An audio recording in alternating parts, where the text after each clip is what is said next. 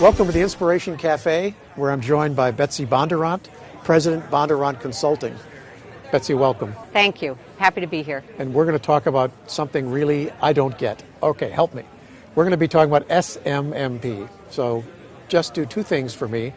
What the heck does it stand for, and just a little bit of history, if you wouldn't mind. Of course. SMMP stands for Strategic Meetings Management Program. So a lot of times we either say SMMP, which is Strategic Meetings Management Program, or SMM, just Strategic Meetings Management.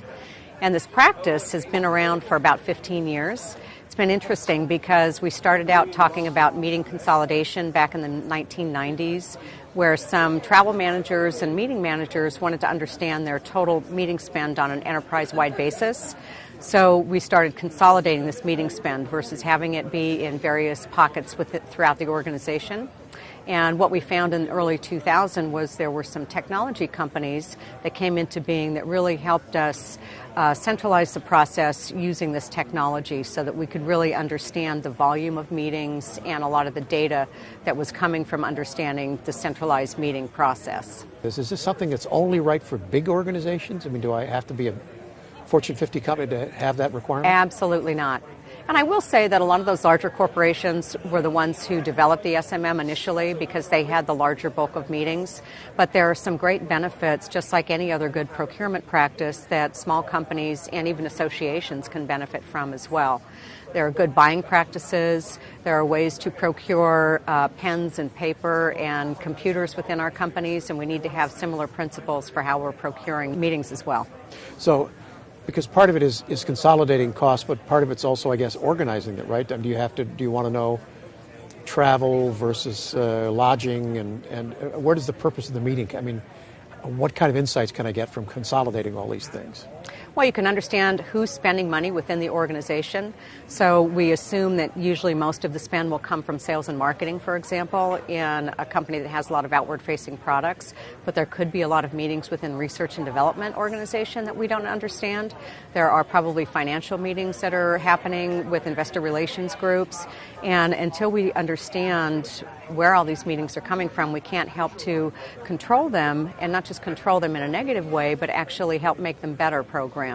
So it's not just the travel aspect of it, but it is actually producing the meeting and understanding all of the nuances and how you can really ensure that that meeting is helping to support, again, the strategic objectives of the organization. And when it seems so logical and it seems so fundamental that it must be just easy to get one of these things going, right? I mean, you would think so, but unfortunately, no. That is not the case. No.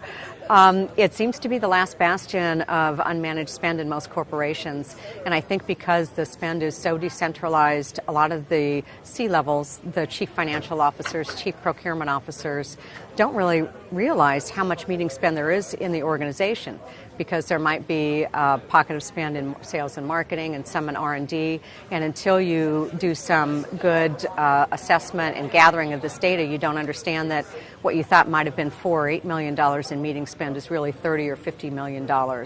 That becomes something that's not simply a rounding error in an organization. Right. And in order to be successful to implement one of these programs, you do need to have senior level support. So having that champion at someone like a chief financial officer is really important, because they can help drive the program from those people who might be negative in the organization. Two questions. One, does this extend all the way to me buying coffee and donuts for a group of 6 people? And two, well, I guess go with that one first. I mean, meetings of what kind? That's an interesting question, and all companies define meetings differently. I do know some companies, not many, that define any meeting of 2 people together. Coffee and donuts at the local Starbucks could be a meeting. Most people have a little bit higher threshold to that. A lot of times a meeting will fall under the definition of 10 sleeping rooms or more per night, because that's usually how a hotel would quantify a contract. There's an accommodation outside. Yes. Yeah, exactly. And then we also could have 50 people who are gathering, maybe not staying overnight, but they have catering expenditures at a local hotel. So it isn't simply the coffee and donuts. That's a part of it, but we're trying to elevate the idea of meetings and making it more into the strategic meetings management, because we recognize that there are these outcomes versus just making sure we have enough coffee for people. And will SMMP set forth protocols of what constitutes a meeting, or is that left up to a company to determine their own policy? It's left up to a company, although we do see certain things such as the 10 sleeping rooms or more per night. A lot of times there is a threshold of at least 50 people. Sometimes people put an expenditure by it too.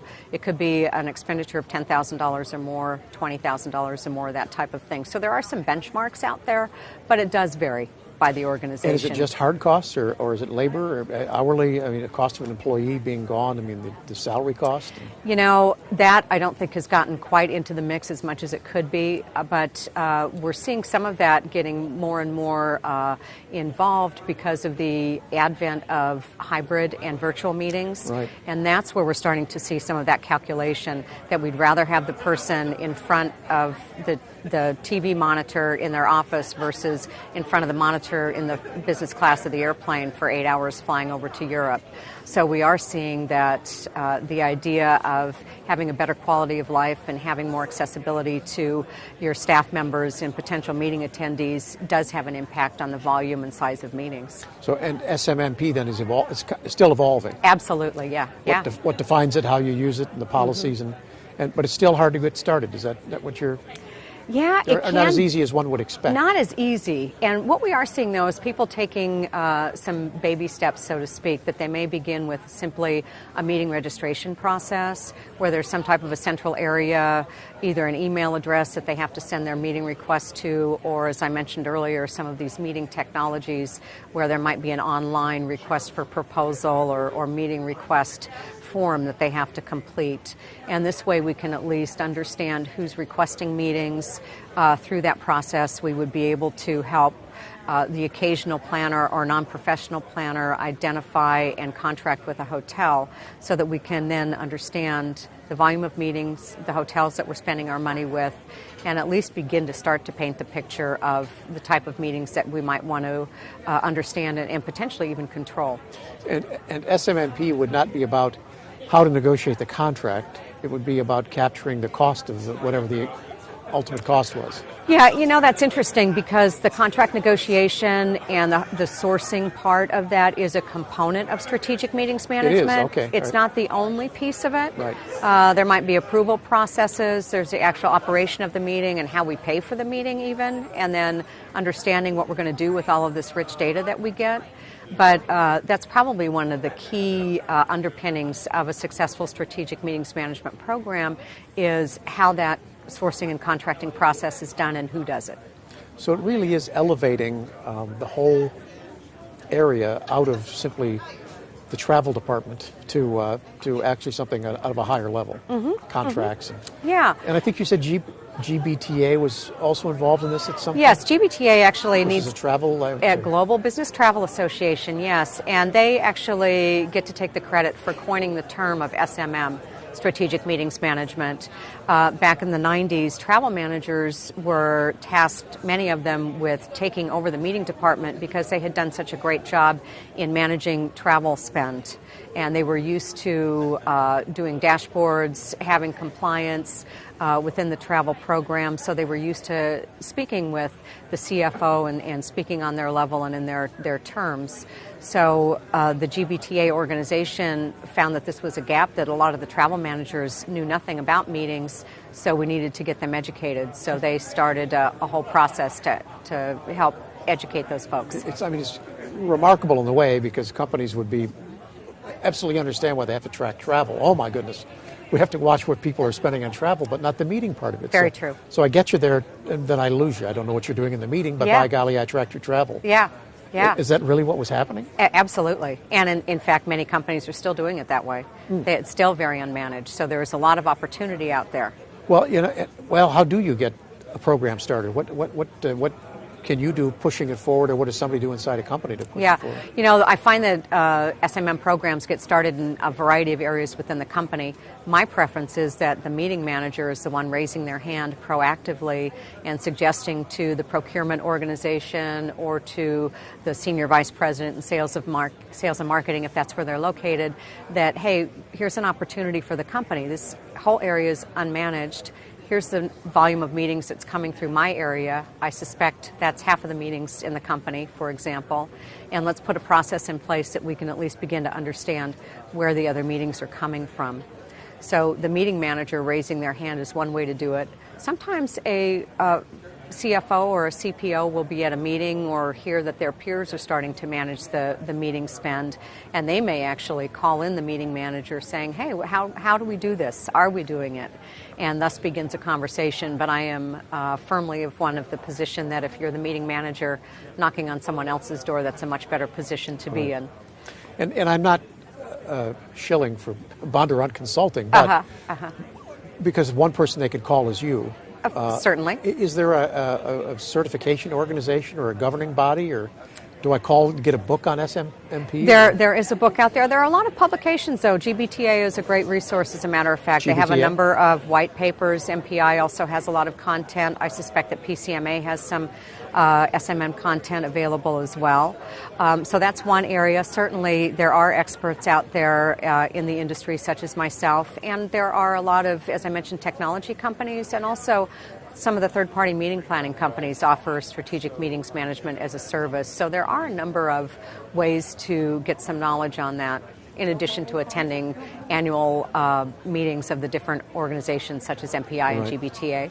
Are visual or hybrid meetings impacted by SMMP? I mean, does this extend to everything? Yeah. What we're seeing now, especially with the technology being so much more improved with hybrid meetings, that you can actually have one and understand what the person on the other end of the computer is doing or saying, is that is part of the portfolio of offerings through an SMM. That through a registration process that I mentioned, if someone is going to have a meeting, there may be some questions that would drive them to either move forward with a face-to-face meeting, contracting with a hotel, or in fact might suggest that they do have a hybrid or a virtual meeting instead, which would save cost and time for the company.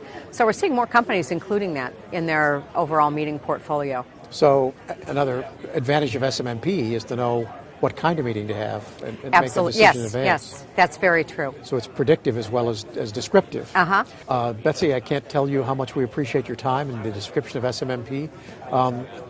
Any tips for planners in the future? I said it before, I'll say it again, please be proactive. Right. If you haven't really gone ahead and done some research and some work on the volume of meetings, be proactive and reach out to your senior leadership on that, and reach out to some of the industry resources out there in order to get some more in-depth information. Thank you, Betsy. Thank you very much. We're at the Inspiration Cafe. We've been speaking about SMMP. There are lots of tutorials at the Inspiration Cafe to look at, but please come back and visit this one.